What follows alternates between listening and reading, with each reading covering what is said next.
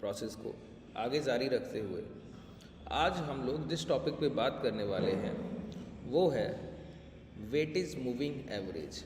इससे पहले हम लोगों ने बात की है सिंपल मूविंग एवरेजेस पर, एक्सपोनेंशियल मूविंग एवरेजेस पर, और आज बात करेंगे वेटेज मूविंग एवरेजेस पर। अच्छा, अब ये वेटेज मूविंग एवरेज किस तरीके से सिंपल और एक्सपोनेंशियल से अलग है, और दूसरी बात इनको उपयोग करने का जो तरीका है, जो यूज़ करने का प्रोसेस है, वो पूरी तरीके से अलग है सिंपल और एक्सपोनेंशियल से। तो अगर आपने अभी तक सिंपल और एक्सपोनेंशियल मूविंग एवरेजेस के वीडियोस हमारे नहीं देखे हैं तो पहले इस सेशन को पूरा देखिए, क्योंकि इस सेशन का उन सेशन से बहुत कनेक्टिविटी नहीं है। सिर्फ एक कनेक्टिविटी है जो सिंपल मूविंग एवरेज का होता है कि कैलकुलेशन कैसे होगा, औसत निकाला कैसे जाएगा। ठीक है, एवरेज का कैलकुलेशन जो है वो एक प्रोसेस है, लेकिन वेटेज मूविंग एवरेज को इम्प्लीमेंट कैसे करना है वो प्रोसेस बिल्कुल अलग है। तो इस सेशन के बाद अगर आप लोग सिंपल मूविंग एवरेज के उस वीडियो को देखेंगे तो आपको बहुत हेल्प मिलेगी। पहले इस सेशन को पूरा देख लीजिए, उसके बाद आप नीचे डिस्क्रिप्शन में टेलीग्राम और व्हाट्सएप ग्रुप का लिंक है, वहाँ ज्वाइन होकर आप फिर उस सिंपल मूविंग एवरेज के वीडियो को भी देख सकते हैं। चलिए हम लोग शुरुआत करते हैं। देखिए, सबसे पहले समझ लिया जाए कि वेटेज मूविंग एवरेज है क्या। अच्छा, वेटेज मूविंग एवरेजेस को समझने के लिए उसके इम्प्लीमेंटेशन को समझना सबसे पहले ज़रूरी है। तो काम क्या करेगा ये समझ लिया जाए। देखिए, प्राइस में हम लोगों को मोमेंटम चाहिए होता है एज अ ट्रेडर। ठीक है, अच्छा एक बात बताइए, मोमेंटम क्या है? मोमेंटम एक तरीके से दौड़ है सर। एक जो आप लोग रनिंग करते हैं ना, उस वही मोमेंटम है। प्राइस के लिए दौड़ना ही उसका मोमेंटम है। ठीक है, तो दौड़ना कैसे संभव है आप खुद से सोचिए, अपनी स्ट्रेंथ से पहचानिए। मैं आपको एक एग्जांपल दूंगा और उससे आपको लगभग एक पूरी प्रोसेस की क्लैरिटी मिल जाएगी। जैसे मैं आपको बोलूं, ये एक यहाँ से मैंने एक ट्रैक बना दिया कि ये 4-5 किलोमीटर का एक ट्रैक है, आपको यहाँ से यहाँ तक दौड़ कर जाना है। अब आप जब दौड़ की शुरुआत करेंगे तब आपकी एबिलिटी, जो क्षमता है, वो पूरी की पूरी आपके पास सेफ है। अभी आपने कोई भी अपनी पावर को अभी ख़त्म नहीं किया, तो आपका मोमेंटम शुरुआत में बहुत तेज़ होगा और धीरे धीरे वो डिक्लाइन होता जाएगा, और जब तक आप इस रेस को कंप्लीट करेंगे तो लगभग आप अपनी पूरी क्षमता खो चुके होंगे। ठीक है, तो मोमेंटम क्या है? जहाँ से इनिशियल लेवल होता है वहाँ पर उस मोमेंटम सबसे तेज होता है, और जहाँ पर उसका पीक बनता है वहाँ पर मोमेंटम एक बार और सबसे तेज होता है। इस बात को समझने के लिए हम लोग थोड़ा सा विस्तार से इस पर जाना चाहेंगे, लेकिन यहाँ पर वो संभव नहीं है। इस वजह से जब आप क्लासेस में आते हैं तो मैं आपको बताता हूँ एक डाउ थ्योरी, जहाँ पर पहली रैली सबसे तेज़ होती है और लास्ट रैली उससे भी तेज़ होती है। ठीक है, टोटल डाउ थ्योरी में 5 वेव्स होती हैं, तो 5 वेव में लास्ट वेव सबसे ज़्यादा डिजास्टर होता है जब आप प्राइजेशन को सीखते हैं तब। वो सारे कॉन्सेप्ट हम लोग क्लासेस में सीखते हैं। देखिए, तो मैंने कहा जब मोमेंटम की शुरुआत हुई तो एज अ बिगिनिंग, यहाँ पर जब शुरुआत हो रही है तब सबसे तेज प्राइस मूवमेंट करता है, और ऐसे ही लास्ट में जब उसको खत्म होने को होता है। ठीक है, अब मोमेंटम कब होगा ये समझिए। मैंने कहा आपने यहाँ से यहाँ तक 5 किलोमीटर का एक रेस कंप्लीट किया। अब मैं आपको बोलूँ कि कल फिर आइएगा, और कल जब आप आएंगे तो मैं आपके ऊपर क्या करूँगा, लगभग 60 केजी का एक वेट रख दूँगा। ठीक है, लगभग 60 केजी का एक वेट रख दूंगा, एक भार आप पर रख दूंगा आपके ऊपर। फिर कहूँगा अब इस 5 किलोमीटर की रेस को कंप्लीट कीजिए। अब हो सकता है या तो आप पूरा कंप्लीट ही ना कर पाएँ, आधा ही दौड़ पाएँ, या फिर अगर दौड़ भी पाएँ तो पिछले दिन अगर आपने आधा घंटा लिया था तो आज कम से कम आपको 2 से 3 घंटे का समय लगे। क्यों हो रहा है? क्योंकि आपके ऊपर जो आप मोमेंटम कर सकते थे, जितनी तेज़ आप दौड़ सकते थे, वो उस कारण नहीं हो पाया क्योंकि आप पर भार बहुत रखा हुआ था। देखिए, अब प्राइस में मोमेंटम तब होता है जब अच्छे एक्यूमुलेटर्स एक्यूमुलेशन करें।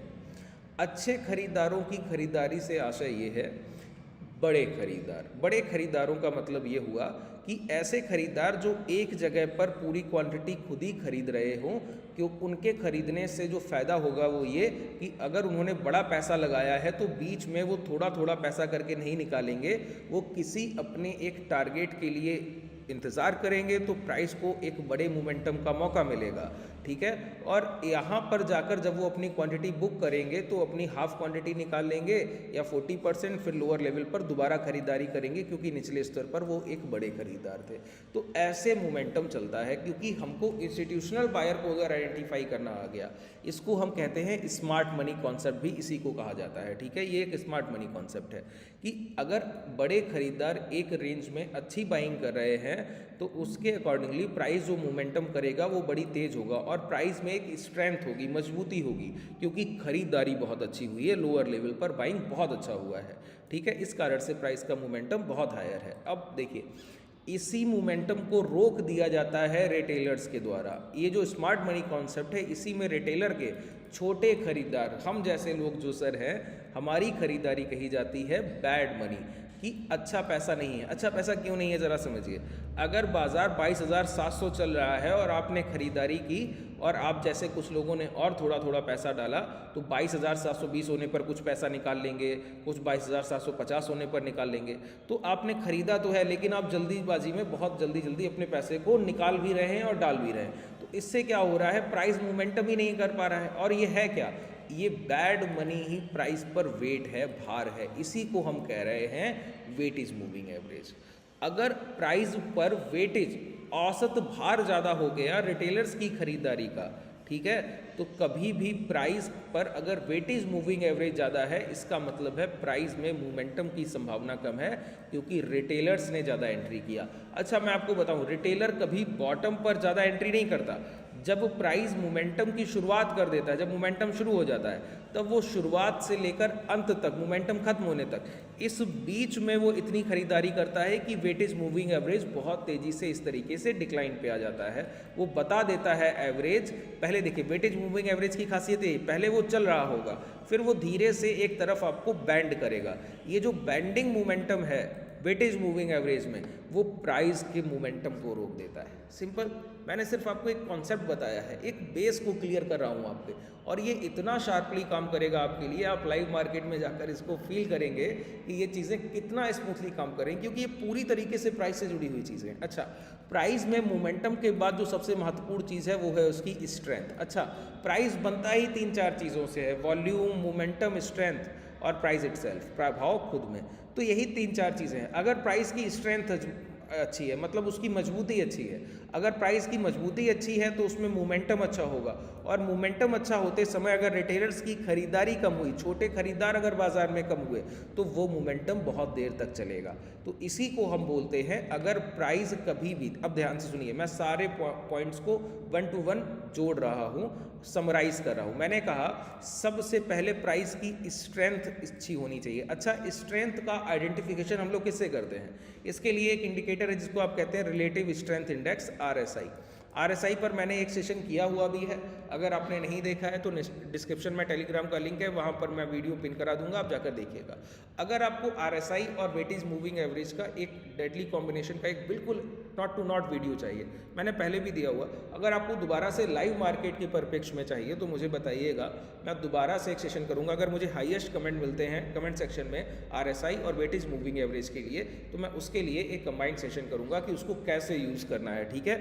हालांकि वो ट्रेडिंग व्यू के चार्ट पर हम लोग नहीं करते, वो हम लोग करते हैं चार्ट IQ के चार्ट पर। अच्छा, चार्ट IQ और ट्रेडिंग व्यू के चार्ट्स में डिफरेंस क्या है? ट्रेडिंग व्यू के चार्ट में हम लोग मोमेंटम को, मतलब प्राइस के डायरेक्शनल रेंज को, हम लोग बल्क ऑफ कैंडल्स को अगर कहा जाए बहुत अच्छे से देख सकते हैं, और इंडिविजुअल कैंडल्स को, जब आप प्राइस एक्शन को बेसिक से सीखने की शुरुआत करें तो चार्ट IQ का चार्ट सबसे ज़्यादा ज़रूरी होता है। ये जो अकाउंट मैं यूज़ कर रहा हूँ, ये धन का डीमेट है, इसमें ट्रेडिंग व्यू के सारे आपके ऑप्शंस भी फ्री ऑफ कॉस्ट उपलब्ध हैं। इसी तरीके से चार्ट IQ का चार्ट भी आपके लिए फ्री ऑफ कॉस्ट उपलब्ध है। अगर अभी तक आपने इस डीमेट को ओपन नहीं किया है तो नीचे डिस्क्रिप्शन में धन के डीमेट का लिंक है, जाकर ओपन करेंगे तो यहाँ पर आपको दोनों ऑप्शंस फ्री ऑफ कॉस्ट उपलब्ध मिल जाएंगे, जहाँ पर आपको चार्ट IQ के चार्ट में 2 मिनट, 5 मिनट और 30 सेकेंड, 50 सेकेंड के टाइम पीरियड भी मिलते हैं, टाइम फ्रेम भी यहाँ पर आपको मिल जाते हैं, जिन पर हम लोगों ने पिछले सेशन में, दोपहर के सेशन में आज में ही बात की है, ठीक है। अब समझिए, यहाँ पर हम लोग सबसे पहले क्या करें। अब देखिए, मैंने समराइज किया, आपको बताया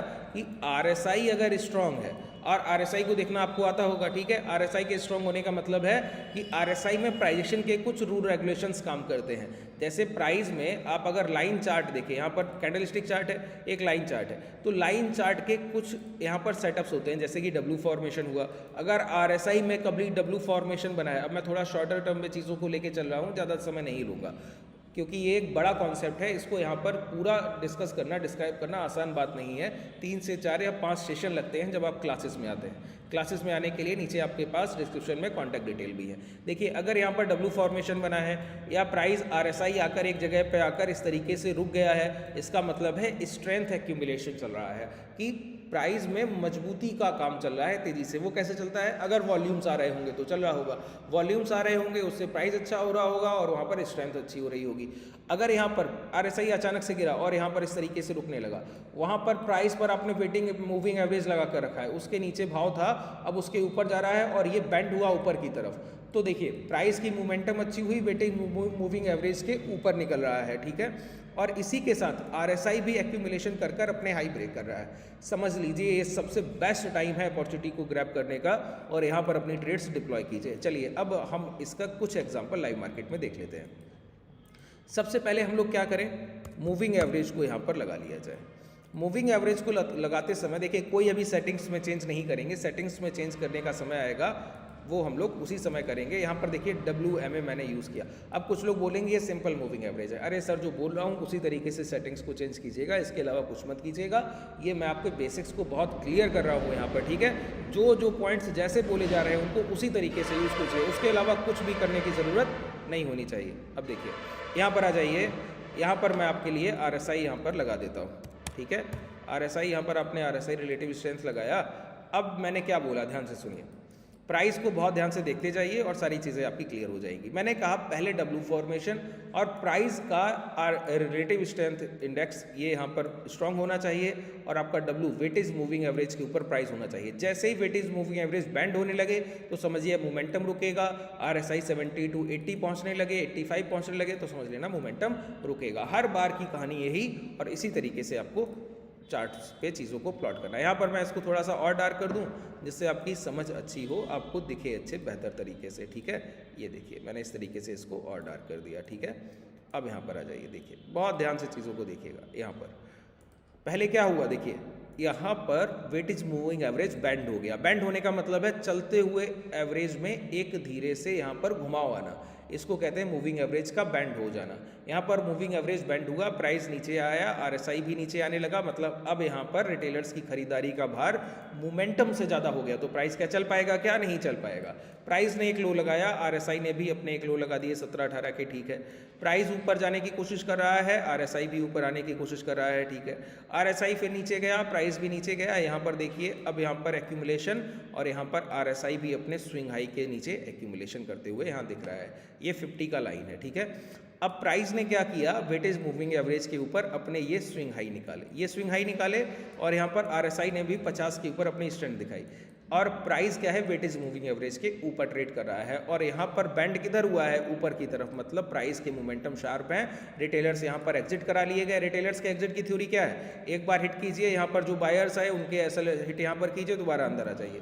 यहाँ पर रिटेलर्स की लेस क्वांटिटी होगी और इंस्टीट्यूशन सबसे ज़्यादा डोमिनेशन पोजीशन में होगा, तो प्राइस क्या करेगा, मोमेंटम करेगा। बिल्कुल क्लियर, देखिए शार्प सिग्नल मिलता है। अवर्ली टाइम फ्रेम है, इतना शार्पली काम कर रहा है। अब देखिए है क्या, यहाँ पर अगर आपको हैजिंग आती है तो बाजार को एक पैसा देने की जरूरत नहीं, चाहे बाजार अब जो भी कर ले। इस तरीके के प्राइजेक्शन पर हम लोग बाजार को एक पैसा नहीं देते, सिंगल कॉइन ऑफ मनी पे नहीं करते। कारण क्या है, उसके पीछे का सबसे बड़ा रीजन है हैजिंग। मैं आपको जो भी कॉन्सेप्ट सिखा रहा हूँ, अगर आप उसको हैज कर कर इंप्लीमेंट करेंगे ना तो आपके परिणाम बहुत ज़्यादा उत्साहवर्धक होने वाले। उसके पीछे कारण क्या है, हैजिंग में हम पोजीशंस को, अब मैं यहाँ पर बोलूँ कि मैंने यहाँ पर लॉन्ग तो किया है, लेकिन 21,400 से बाजार अगर 21,000 भी आ जाएगा तब भी मैं बाजार में एक पैसा लॉस नहीं करूँगा। अब बताइए मार्जिन ऑफ एरर कितना बड़ा है, 400 पॉइंट गिरावट के बावजूद मैं बाजार को एक पैसा नहीं दूंगा और अब ट्रेंड तो मेरे फेवर में है ही है, वहाँ तो मैं कमा कर जाऊँगा। ये हैजिंग के सबसे बड़े बेनिफिट है कि आपके अगेंस्ट में, आप ऑप्शन बायर हैं, 15 मिनट आपके अगेंस्ट में प्राइस चला 50 पॉइंट, आप बाहर निकल जाते हैं। मैं बोलता हूँ 400 पॉइंट चलेगा, वहाँ भी आपको एक पैसा देने की जरूरत नहीं है बाजार को, ठीक है।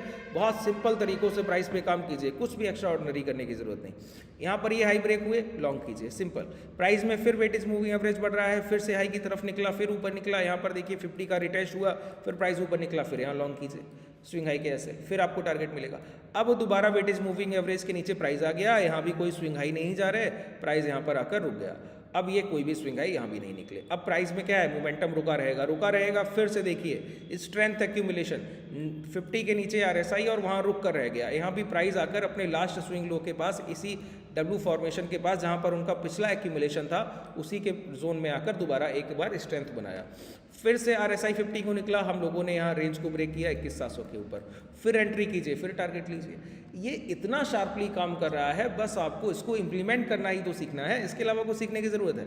अब देखिए फिर यहाँ पर प्राइस बेंड हुआ, price W weightage moving average के नीचे, कोई शॉर्ट का लॉन्ग का पोजीशन नहीं रखना है। फिर प्राइस देखिए ऊपर गया, हाई को ब्रेक करने से पहले फिर लॉट आया और यहाँ पर डब्ल्यू फॉर्मेशन फिर बनाया, और फिर प्राइस ऊपर जाकर यहाँ पर देखिए यहाँ भी डब्ल्यू फॉर्मेशन बन गया, और फिर प्राइस ऊपर जाकर 50 के ऊपर यहाँ पर एंट्री दे रहा है, फिर लॉन्ग कीजिए, फिर टारगेट आपके पास है। इतना सिंपल, इतना काल्म सेटअप आपके लिए ये है कि अगर आप बस इसको इंप्लीमेंट करें। अभी मैंने कोई सेटिंग्स में चेंज नहीं किए, 9 का डब्ल्यू मूविंग एवरेज यूज़ कर रहा हूँ, वेटेज मूविंग एवरेज, RSI 14 का है, टोटल नंबर ऑफ कैंडल्स यहाँ पर 9 घंटे का, यहाँ 14 घंटे का, बस इतना ही आपको करना है। इसके अलावा कुछ भी अलग से यूज़ नहीं करना है। कोई भी डाउट अगर रह गया हो तो मुझे नीचे कमेंट सेक्शन में बताइएगा।